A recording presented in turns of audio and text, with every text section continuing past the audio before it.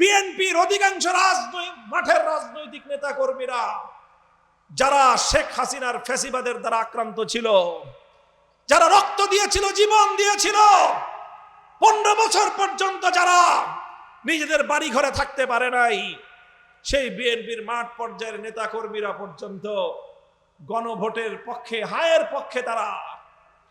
BNP যখন দেখলো এভাবে যদি আমরা নায়ের পক্ষে নেমে যাই, আম সালা দুটোই হারিয়ে যেতে পারে, তখন তারা বিএনপির চেয়ারম্যান জনাব তারেক রহমান সাহেব তিনি ঘোষণা দিলেন, গণভোটে হায়ের পক্ষে ভোট দেওয়ার জন্য জনগণকে আহ্বান জানালেন।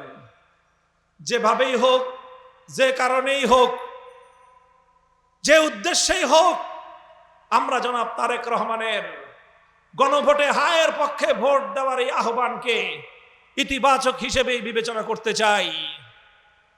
এবং 2026 সালের 12 ফেব্রুয়ারি নির্বাচনে এদেশের মানুষ ঐতিহাসিক ম্যান্ডেট দিল। প্রায় 70% মানুষ গণভোটে হায়ের পক্ষে মতামত দিল। শুধুমাত্র ফ্যাসিবাদের দোসর আওয়ামী লীগের কিছু নেতাকর্মী আর বিএনপির যারা সার্কুলার অনুযায়ী, নির্দেশনা অনুযায়ী না ভোটের পক্ষে ক্যাম্পেইন করেছিল, তারা একটা অংশ না বাক্সে ভোট দিল এবং বিপুল ব্যবধানে 70% ভার্সাস 30% গণভোটে বিজয় লাভ করলো। সংসদ নির্বাচনে বিএনপি এবং তার মিত্র শক্তি মিলে 50% ভোট পেল, আর গণভোটের বাক্স 70% ভোট পেয়ে বিজয়ী হলো। সংসদে যাওয়ার পর, সংসদের শপথ গ্রহণ করার পর, সংসদ সদস্য হিসেবে শপথ গ্রহণ করে সংসদ সদস্য নির্বাচিত হয়েই বিএনপি বাংলাদেশের মানুষের সাথে প্রতারণা করলো। তাদের সেই অন্তহীন প্রতারণার অনৈতিক চুক্তিকে সামনে এনে তারা সংস্কার বাস্তবায়নের পথ থেকে সরে দাঁড়াবার অপচেষ্টা শুরু করলো। এবং বাংলাদেশের মানুষের দুর্ভাগ্য বলতে হয়, 70% মানুষের ইচ্ছা এবং অভিপ্রায়কে তাদের সরকার বৃদ্ধাঙ্গুলি প্রদর্শন করা শুরু করলো। সংগ্রামী সাথী ও বন্ধুগণ, আমি আর কথা দীর্ঘায়িত করছি না। আমি শুধু আপনাদেরকে এই কথাটুকু বলতে চাই, এই যে সংবিধান সংস্কার করার যে দাবি বিএনপি 31 দফা আপনার নির্বাচনী ইশতেহার ঘোষণা করেছে, আপনারা জানেন। সেই ইশতেহারের প্রথম দফাই ছিল সংবিধান সংস্কার। বছরের পর বছর সংস্কারের কথা বললেন, ঐক্যমত্য কমিশনের সংস্কারের বিষয়ে একমত হলেন। জুলাই বিপ্লবীরা তারা কিন্তু গণপরিষদ গঠন করে নতুন সংবিধান তৈরি করার পক্ষে তারা তাদের দাবি উত্থাপন করেছিল। কিন্তু শেষ পর্যন্ত জুলাই যোদ্ধা এনসিপি তারাও তাদের দাবির জায়গা থেকে নিচে নেমে এসেছে। সংবিধান পুনর্লিখিত করার দাবি তারা ত্যাগ করে সংবিধান সংস্কার করার প্রস্তাবে তারা সম্মত হলো। এনসিপি তারা গণপরিষদ গঠনের জায়গা থেকে নিচে নেমে এসে সংবিধান সংস্কার পরিষদে একমত হলো।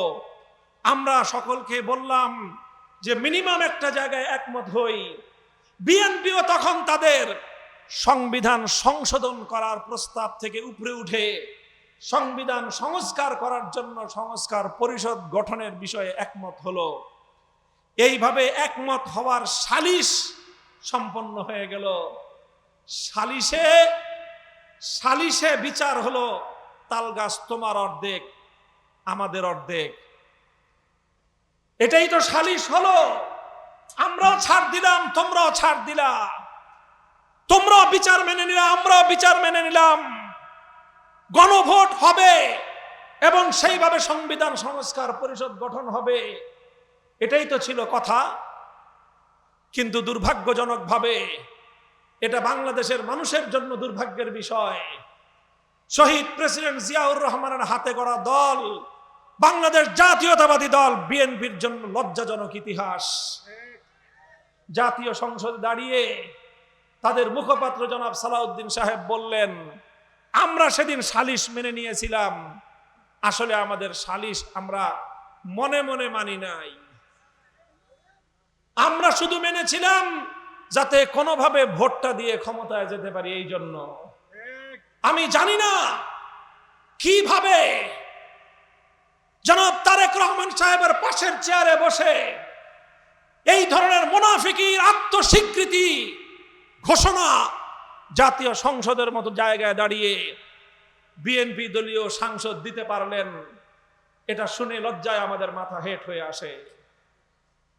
আমরা বলতে চাই, আমরা এই দাবি আদায়ের জন্য মাঠে নেমেছি।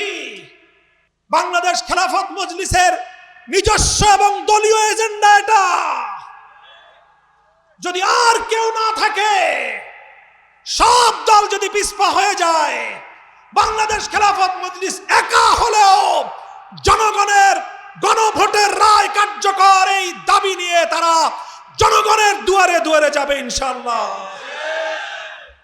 আমরা ব্যর্থহীন ভাষায় বলতে চাই, এই জুলাই সনদের স্পিরিট যদি আজকে আমরা বাস্তবায়ন করতে ব্যর্থ হই, তাহলে আবার নতুন করে ফ্যাসিবাদ বাংলাদেশে ফিরে আসবে। আবার বাংলাদেশকে দিল্লির গোলামীর জিঞ্জিরে আবদ্ধ করা হবে। রক্ত দিয়ে যেভাবে আমরা দিল্লির গোলামীর শাসন ব্যবস্থাকে উৎখাত করেছি, জীবন দিয়ে দিল্লির কেনা গোলামকে আমরা দিল্লিতে পাঠিয়ে দিয়েছি, নতুন করে আমার স্বাধীন সার্বভৌম বাংলার মাটিকে দিল্লির করতলগত হতে দেব না ইনশাআল্লাহ। সংগ্রামী সাথী ও বন্ধুগণ, কথাটা ভালো করে বুঝবেন আপনারা। এই ঐক্যমত্য কমিশনে জুলাই সনদে ঐক্যমতের ভিত্তিতে যেই সকল সিদ্ধান্তগুলো হয়েছিল, বিশেষ করে ফ্যাসিবাদ দমন করার জন্য এবং সকল ক্ষমতা যেন এক প্রধানমন্ত্রীর হাতে কুক্ষিগত না থাকে, প্রধানমন্ত্রীর কিছু ক্ষমতা রাষ্ট্রপতির হাতে যাবে, প্রধানমন্ত্রীর কিছু ক্ষমতা প্রধান বিচারপতির কাছে যাবে, প্রধানমন্ত্রীর কিছু ক্ষমতা স্বাধীন একটি নিয়োগ কমিশন গঠন করে সেখানে যাবে।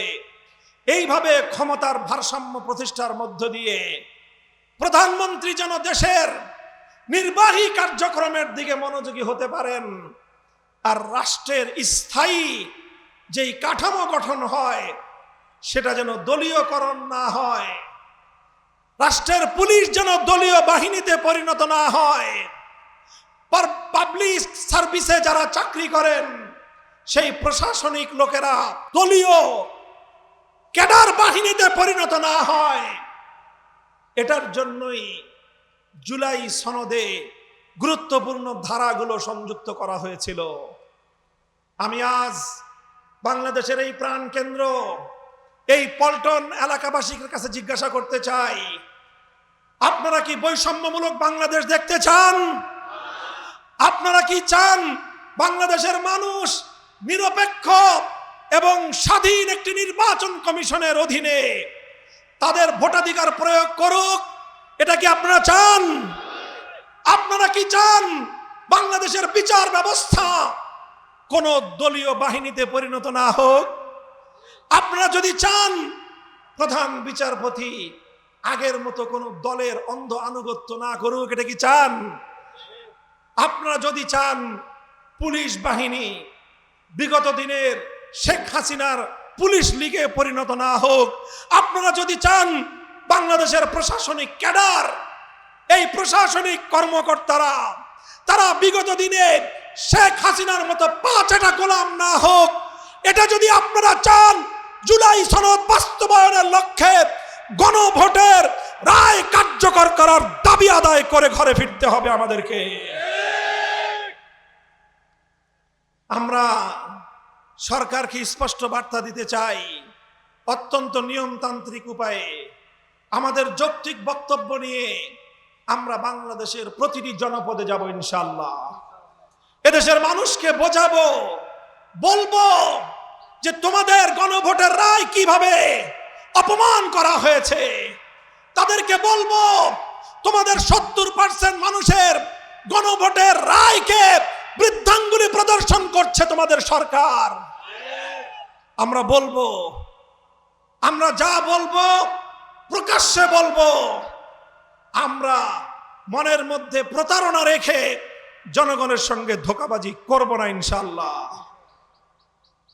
সেই সাথে আজ আপনারা নির্বাচিত হয়ে জনগণের মুক্তির বদলে বিভিন্ন উপায়ে নিত্য প্রয়োজনীয় দ্রব্যগুলোর দাম বৃদ্ধি করে বাজেটের আগেই কোনো আলাপ আলোচনা ছাড়াই একতরফা ভাবে তেলের দাম বৃদ্ধি করা, গ্যাসের দাম বৃদ্ধি করা, বিদ্যুতের দাম বৃদ্ধি করা, এগুলো সব সেরে তারপরে এসেছেন বাজেট নিয়ে। এটাও জনগণের সঙ্গে, দেশের মানুষের সাথে, এমনকি জাতীয় সংসদের সাথে এক ধরনের প্রতারণা।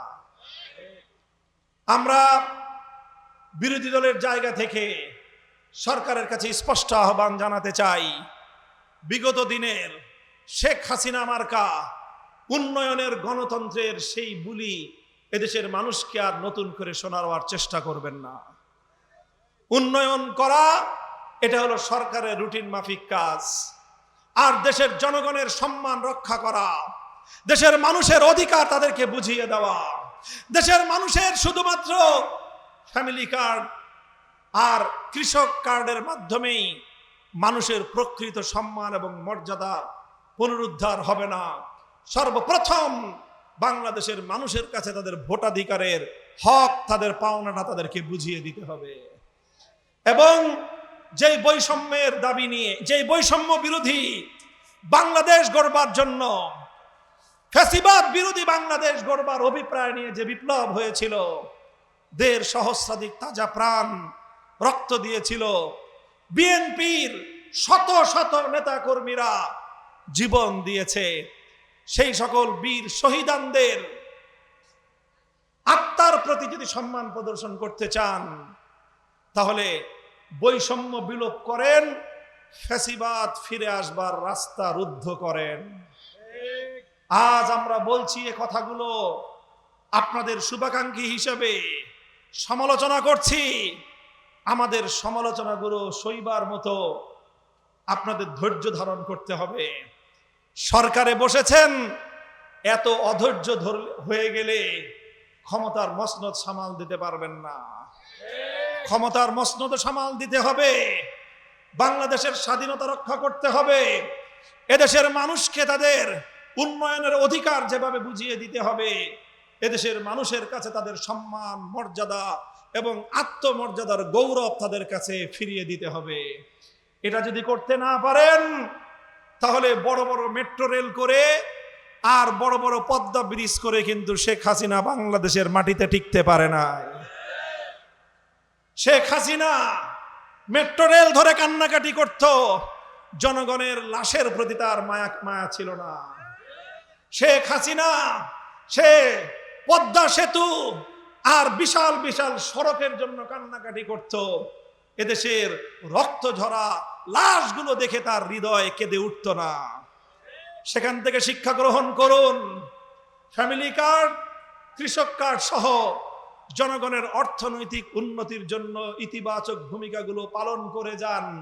কিন্তু মনে রাখবেন, যতক্ষণ পর্যন্ত আপনি আপনার জনগণকে সম্মান এবং মর্যাদা দিতে না জানবেন, না পারবেন, শুধুমাত্র ফ্যামিলি কার্ড আর কৃষক কার্ড এটা শেখ হাসিনার মেট্রো রেল আর পদ্মা সেতুর মতো বুমেরাং হতে বাধ্য হবে।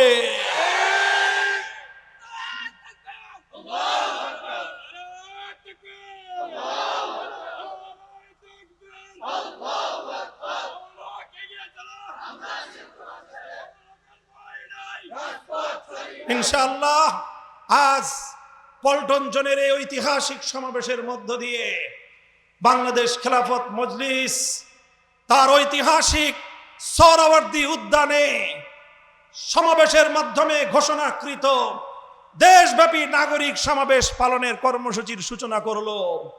আমরা বাংলাদেশের প্রতিটি জনপদে যাব, প্রতিটি নাগরিকের কাছে কাছে গিয়ে আমাদের দুঃখের কথা বলবো, জনগণের অধিকারের কথা বলে বলে তাদেরকে আমরা সোচ্চার করব, সজাগ করব। আমরা বিএনপির এই প্রতারণামূলক সিদ্ধান্তকে রাজপথে মোকাবেলা করব ইনশাআল্লাহ।